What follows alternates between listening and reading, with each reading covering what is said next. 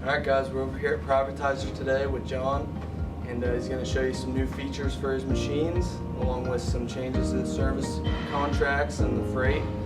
Going to be interesting. We'll introduce you to John here in a little bit.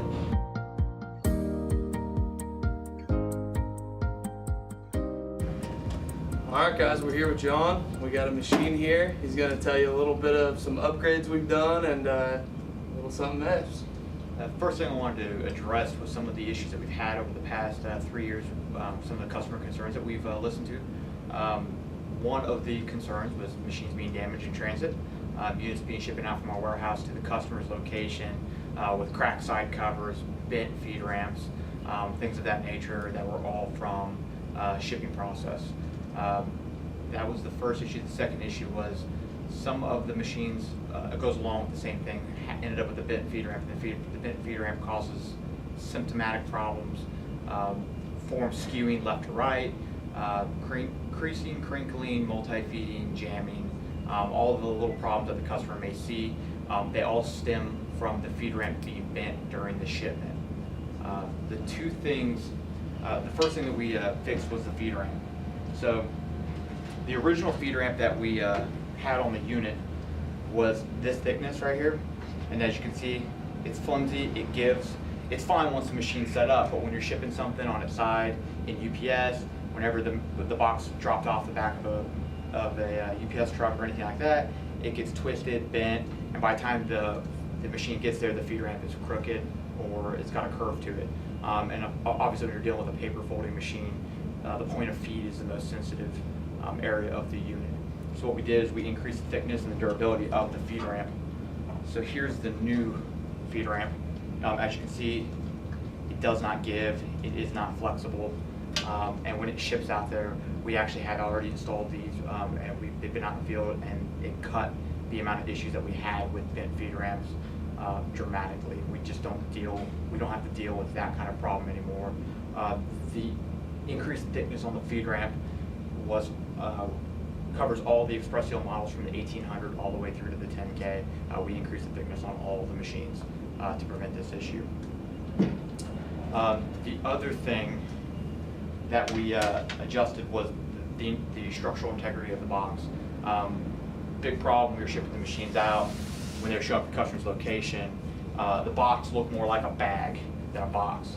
And it was causing damage to the machine. It didn't happen to all the machines, but happened to enough, and we dealt with enough complaints about it and dealt with enough work with it that we felt like it was something that needed to be improved so that the machines show up in the same condition that they were at our factory, and that would, work out better for that.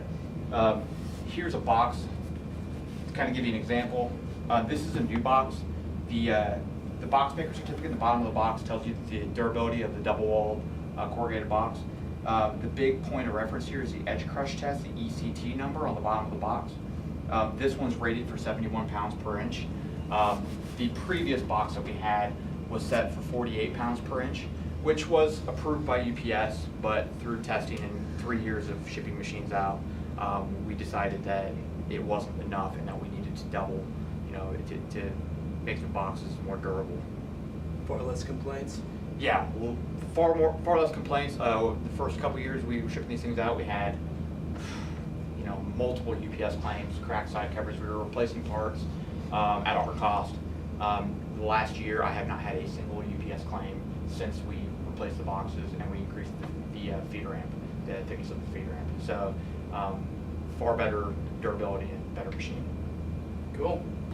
This is one of the other modifications we made to the machine. This one was actually not about durability, but all about performance. We wanted to make the machines handle a higher volume of forms and be serviced less frequently, seeing how we do handle the service on these units.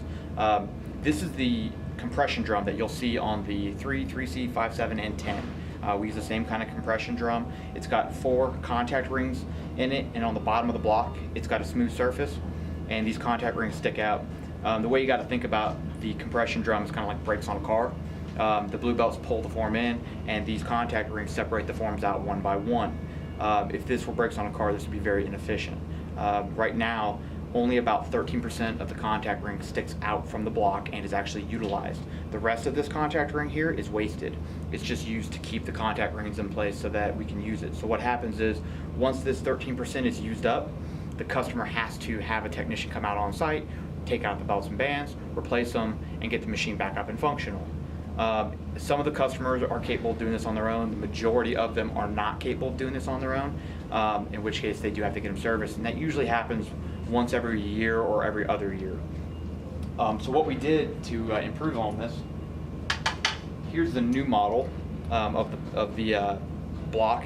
This is only available on the 7 and the 10, and that has to do with the price of the block and the fact that the 7 and the 10 are higher volume machines. Basically what this does is the same thing, same function applies. The contact rings get used here's about 13% is sticking out from the bottom of the block. However, when that 13% is used up, so essentially when the brakes on your car are no longer functioning, you just pull the pin on the side and you rotate the block and it locks on another setting. There's a grand total of 8 different revolutions on this block. Allows you to change it, and now we can get 100% usage out of the contact rings. One of the beta tests that we had for this, customer had it out in the field for a year on the same setting. They called in because the machine started double feeding. We had them pull the pin, rotate the block one time, problem solved. So essentially what that customer is telling you is at the amount of forms that they run through the machine, they could run that machine for 8 years before having to replace the contact rings on the block. They may have to do service on the machine prior to that for other reasons, but the fact that you can get that kind of usage out of the rotating block makes it really worthwhile.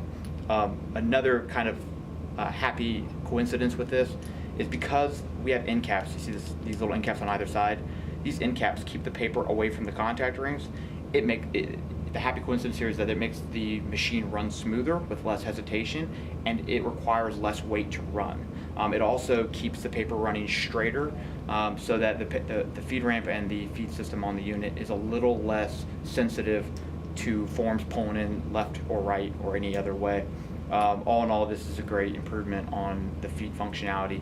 Again, it's only available on the 7,000 and the 10,000. The 5,000 will still be equipped with the normal block, and that has to do with the kind of volume that is expected with a machine like a 5,000 compared to a 7 or a 10.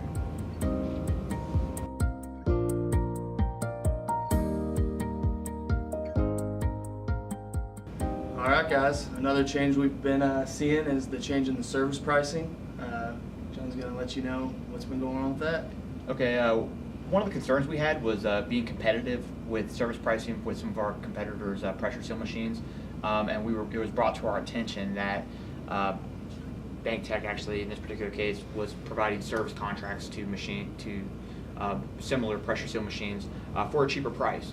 So we took a good look at what was going on with that, and here's kind of what we saw.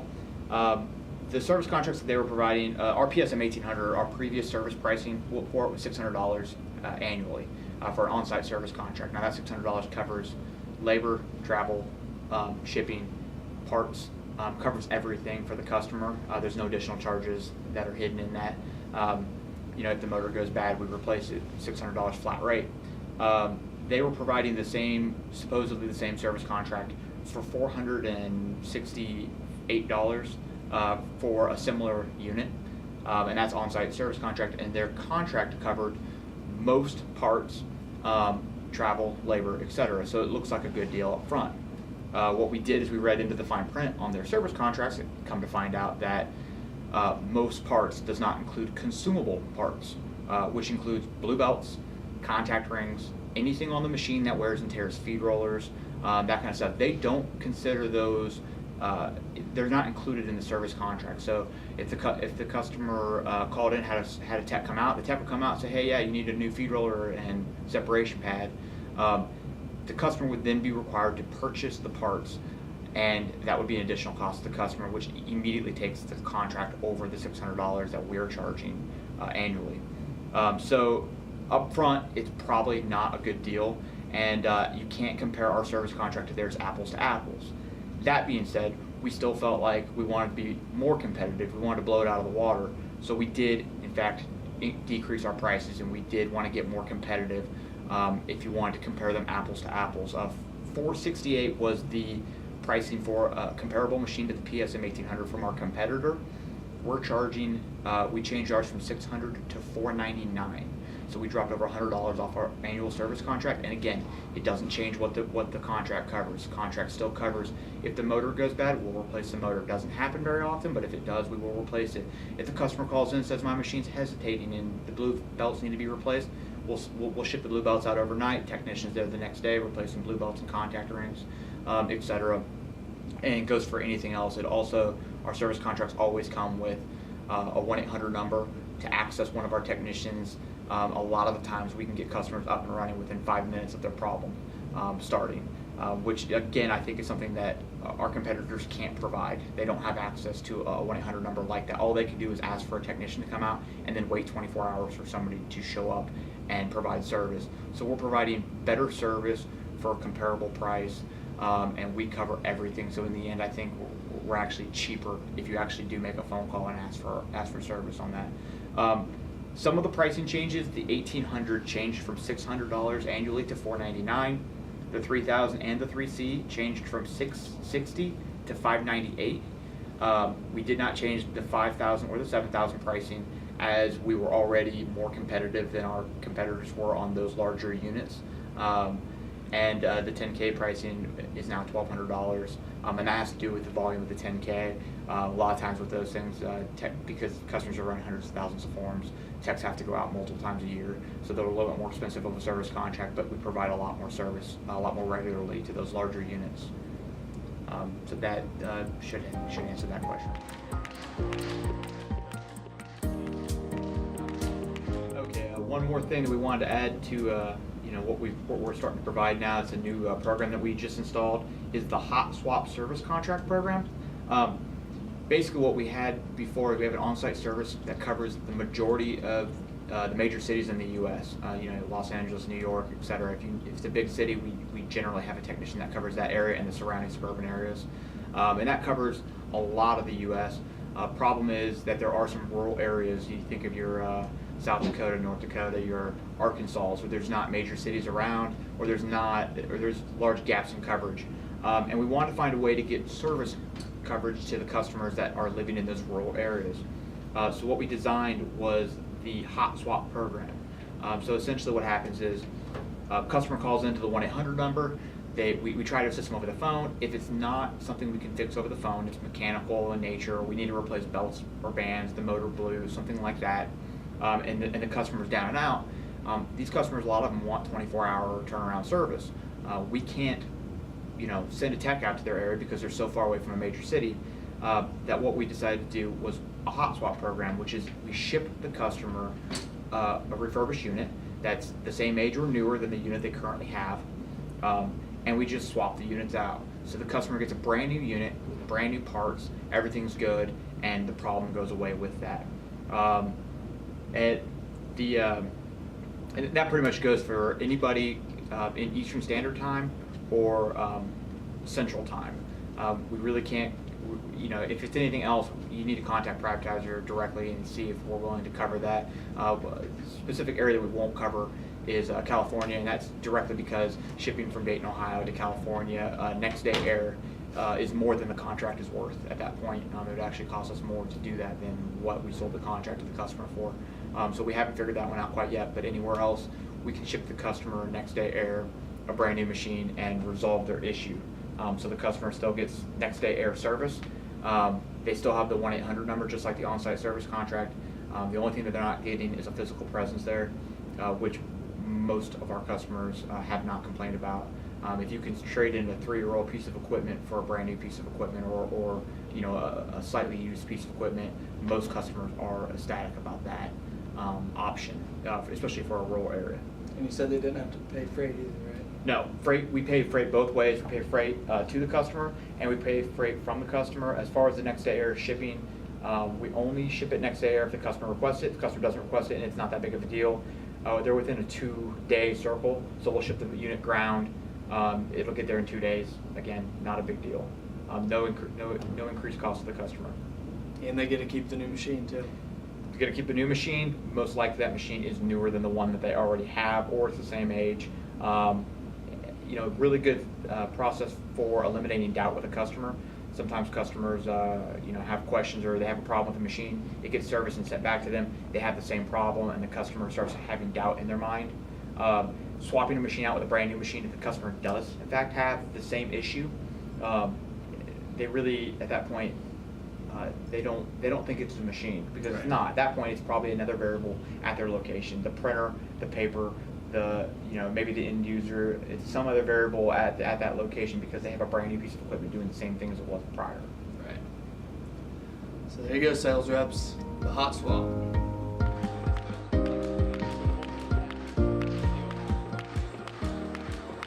All right, guys. So that was John Privatizer going over a little bit of upgrades he's done. What we got going on for you now is we're going to schedule a conference call with all you guys. It's going to be on November 17th at 11 o'clock a.m. Eastern Standard Time. What we're going to do is we're going to all get on a conference call with John Garrett at Privatizer, and any questions you guys have about the machines, he'll be there to answer it. Little heads up as well, we are now sending out this reply card. We talked about that in the meeting the other day. So it is going to be shipping out, so you might start getting some more sales leads on machines. Look forward to talking to you on the 17th. We will be posting this video here before that, so look forward to seeing you guys.